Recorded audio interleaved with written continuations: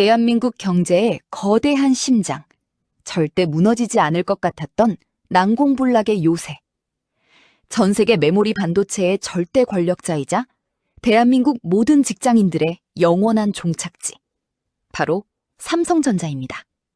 그런데 지금 이 거대한 철옹성 안에서 대한민국 기업사에 영원히 기록될 믿기 힘든 지진이 일어나고 있습니다.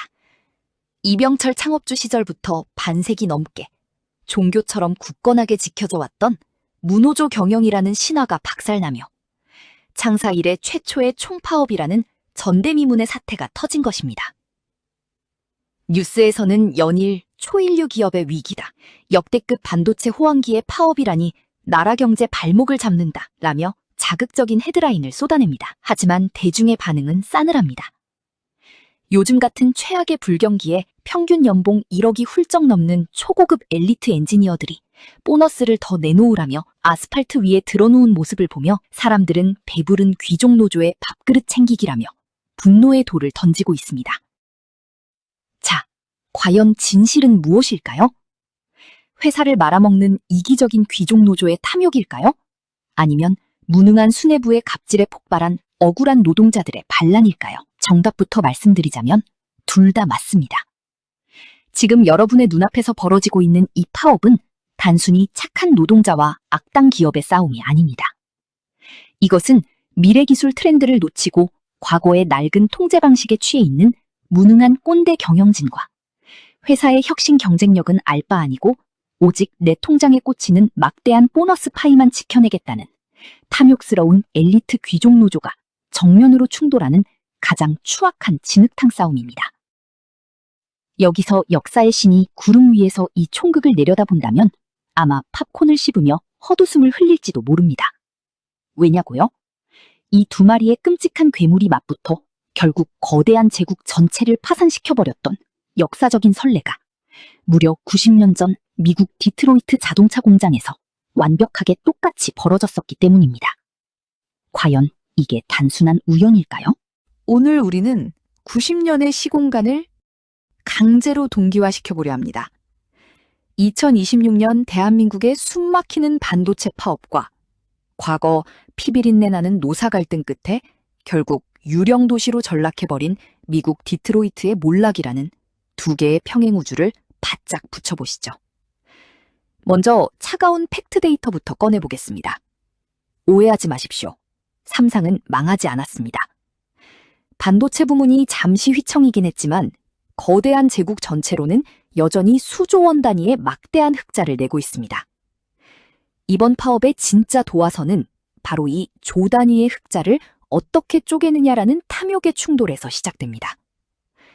현재 삼성 경영진은 HBM, 고대역폭 메모리 경쟁에서 하이닉스의 뺨을 맞은 뼈아픈 현실을 뒤집기 위해 지금 벌어들인 흑자를 모조리 AI 기술 혁신과 인프라 확보에 쏟아부어야 하는 절박한 상황입니다. 이른바 미래 생존을 위한 총알을 비축해야 할 시기죠. 하지만 삼성의 노조, 엘리트 직원들의 입장은 완전히 다릅니다. 삼성은 과거 OPI라는 제도를 통해 연봉의 최대 50%를 막대한 보너스로 꽂아주며 돈으로 직원들의 충성심을 사왔습니다. 그 결과 직원들은 회사의 장기적인 혁신이나 비전보다는 오직 내 통장의 보너스 액수에만 조건반사적으로 침을 흘리는 자본주의의 파블로프의 개로 철저하게 길들여졌습니다. 바로 여기서 모순이 터집니다. 수뇌부가 트렌드를 잘못 읽어 하이닉스에 뒤처진 건 너희들 탓이고 어쨌든 회사 전체 장부상으로는 흑자가 났으니 과거 호황기 때 받던 내 몫의 보너스 파이부터 최우선으로 내놓아라.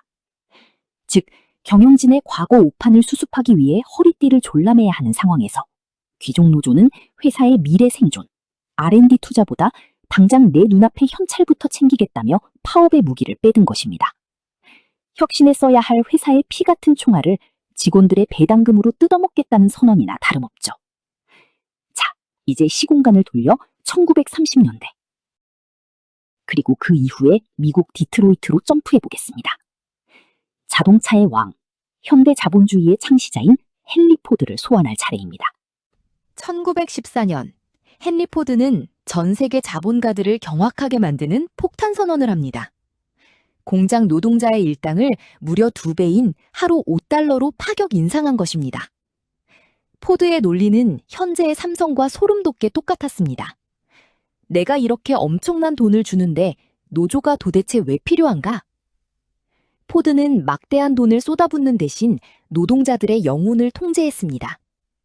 사회학 부서라는 감찰반을 만들어 노동자들이 집 청소는 잘하는지, 사생활은 건전한지 샅샅이 검사했고, 이 기준을 통과한 순종적인 기계 부품들에게만 5달러를 쥐어주었습니다. 철저한 통제와 압도적인 금전적 보상. 삼성이 반세기 동안 유지해온 그 완벽한 가부장적 통제 시스템의 원조가 바로 포드였습니다. 하지만 영원할 것 같던 포드 제국에 치명적인 위기가 찾아옵니다. 경쟁사 제네럴 모터스, GM이 시대의 트렌드에 맞춘 다채로운 신차를 쏟아낼 때 고집불통 포드는 오로지 검은색 모델 T 하나만을 고집하며 시장을 완벽하게 오판했습니다. 시장 점유율이 반토막나며 위기가 닥치자 포드는 자신의 낡은 고집을 반성하는 대신 노동자들을 쥐어짜기 시작했습니다. 컨베이어 벨트 속도를 미친 듯이 올렸고 숨 돌릴 틈조차 없이 일하다 멈춰서면 해고를 시켰습니다.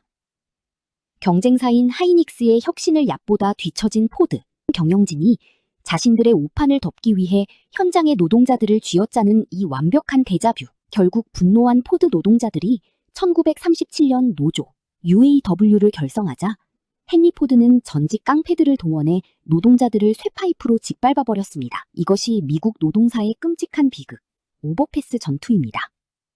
이 사건 이후 결국 포드는 아내의 이혼 협박까지 받고 파산 위기에 몰린 뒤에야 1941년 백기투항을 하고 노조를 인정했습니다. 자, 그렇다면 승리한 미국의 자동차 노조 UAW는 디트로이트를 유토피아로 만들었을까요? 천만의 말씀입니다. 막강한 권력을 쥐게 된 노조는 과거의 사측보다 더 무서운 탐욕의 괴물로 타락했습니다. 그들은 회사가 다가올 미래의 위기에 대비해 R&D에 투자해야 할 막대한 흑자를 핑계 삼아 매년 살인적인 임금 인상과 기용적인 연금 제도를 강요했습니다. 1970년대 오일 쇼크가 터지고 연비 좋은 일본의 도요타와 혼다가 미국 시장을 맹폭할 때 디트로이트의 꼰대 경영진들은 낡은 대형차만 고집하며 혁신을 거부했고, 귀족 노조는 회사가 기술 경쟁력을 잃고 망해가는데도 오로지 자신들의 막대한 보너스와 철밥통을 사수하는 데만 혈안이 되어 회사의 등골을 빼먹었습니다. 결과는 어떻게 되었을까요? 2008년 제너럴 모터스와 크라이슬러는 천문학적인 노조 비용과 경쟁력 상실을 견디지 못하고 파산 보호를 신청하며 거대한 제국을 제 손으로 붕괴시켰습니다. 화려했던 자동차의 수도 디트로이트는 마약과 범죄가 들끓는 끔찍한 유령 도시로 전락하고 말았죠. 자, 1930년대부터 2000년대에 이르는 미국 디트로이트의 거대한 파산 스토리와 지금 2026년 대한민국에서 벌어지고 있는 삼성전자의 파업을 겹쳐보십시오. 변화하는 AI 시대의 트렌드를 놓치고 과거의 성공 공식에만 갇혀있는 꼰대 경영진, 그리고 글로벌 경쟁력이 붕괴하며 미래를 위해 총알을 아껴야 할 골든타임에 장부상 흑자가 났으니 당장 내 몫의 보너스 파이부터 내놓으라며 투쟁조끼를 입은 엘리트 귀족 노조.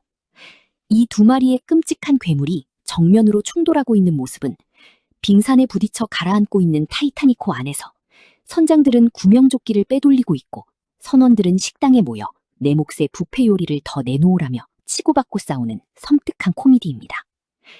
막대한 돈으로 맹목적인 충성을 사며 유지되던 가짜 가족주의는 끝났습니다.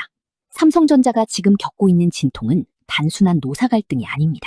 서로의 탐욕만을 쫓다가 제국 전체를 파산시켜버린 디트로이트의 파멸을 그대로 답습할 것인가? 아니면 뼈아픈 오만과 이기주의를 내려놓고 투명한 글로벌 스탠다드 기업으로 환골탈태할 것인가?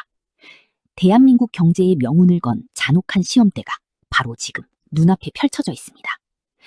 혁신에 써야 할 돈을 탐욕으로 뜯어먹기 시작할 때 제국의 기둥은 무너져 내립니다. 디트로이트의 유령들이 지금 당장 수원과 기흥의 공장미를 배회하고 있다는 사실을 절대 잊어서는 안 됩니다. 역사는 반복되고 우리의 내일은 과거에 이미 숨어 있습니다. 뒤통수가 얼얼해지는 역사의 평행이론 히스토리 데자부. 다음 데자부를 가장 먼저 경험하시려면 구독과 좋아요, 그리고 알림 설정 꼭 눌러주세요.